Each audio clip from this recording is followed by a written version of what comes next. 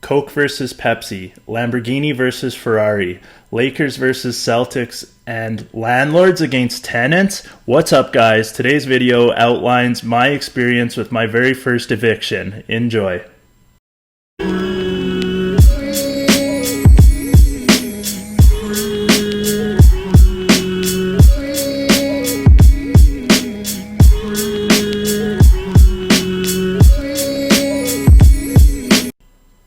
Alright, so my first eviction took place about 5 years ago. Things started off with this tenant on the right foot. We had good communication, we were friendly with each other, but as the agreement progressed, things took a turn for the worst. Unfortunately, she lost her job and she started to have a difficult time to make ends meet. There was a couple instances of her being late on rent, and then finally the nail in the coffin the last month was that she was unable to pay rent at all. So, you know, over the course of this time, I familiarized myself with the local rules and the local legislation, and what I ended up doing was serving a 14-day eviction notice for breach of contract. And some of the criteria for this municipality is that you have to say what the balance of rent outstanding is. You have to tell the tenant that if they pay the outstanding balance, that the eviction notice is essentially null and void and they're able to continue living on the property. You also have to sign the form. You have to deliver it in person. So I did all of those things, and by the end of the 14 days, the tenant was still unable to come up with the funds, and we agreed to part ways mutually. So, you know what, I lost a month's worth of rent on it, but I actually learned a whole bunch about the process, and looking back on it, losing 1 month's worth of rent, it really is not the end of the world, and I came out with a little bit more knowledge because of it.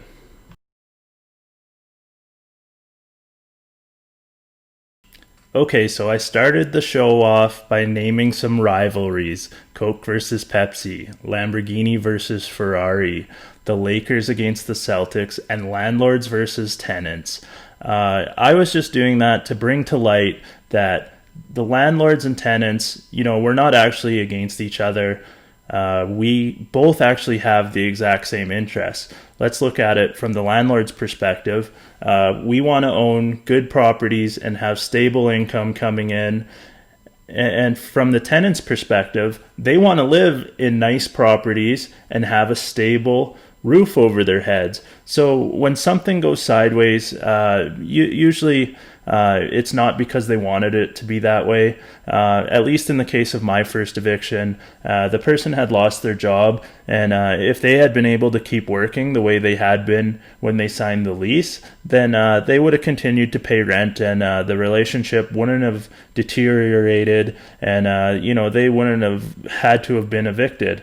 But as a landlord, you need to protect your asset, so it's something that just needs to be done sometimes. But in the grand scheme of things, landlords and tenants have a symbiotic relationship.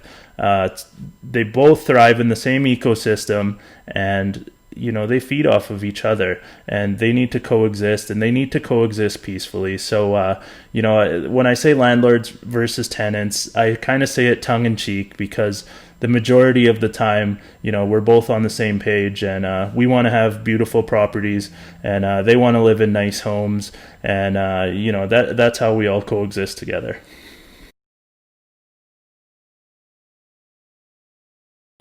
As far as evictions go, I do have a few pieces of advice that I'd like to share. The first one is always keep emotion out of it. If you can handle things in a professional manner, it's going to allow the process to go a lot smoother. If you let drama and arguments unfold, it's going to create this blemish, and it's going to take up a bunch of time and a bunch of energy that it doesn't need to.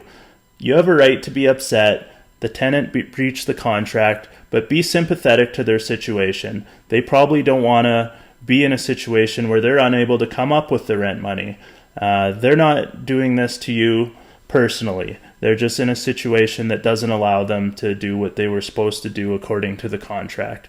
So keep things above board, handle things in a cordial manner, and things will sort themselves out and everybody can move on with their lives.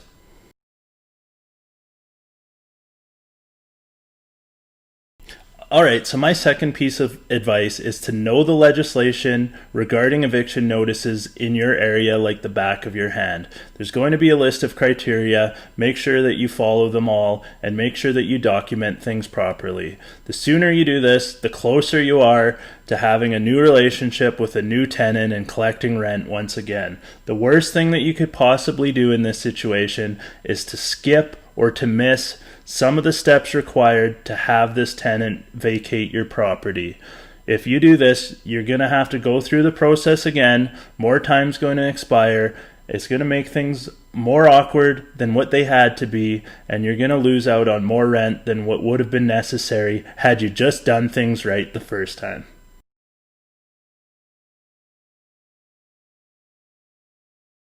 My final piece of advice to landlords regarding evictions is to reevaluate their tenant screening process.